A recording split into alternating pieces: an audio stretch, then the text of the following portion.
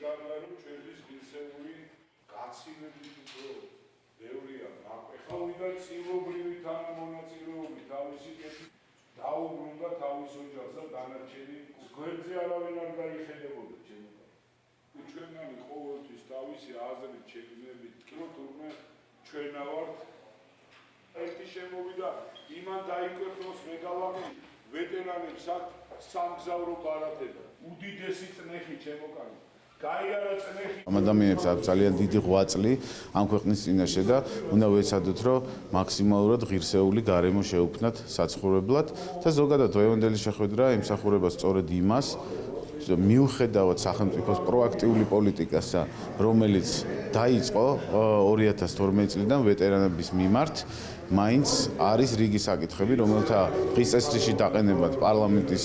ფარგლებში მათ სურდა, სწორედ ამ საკითხებზე ვისაუბრებთ დღეს.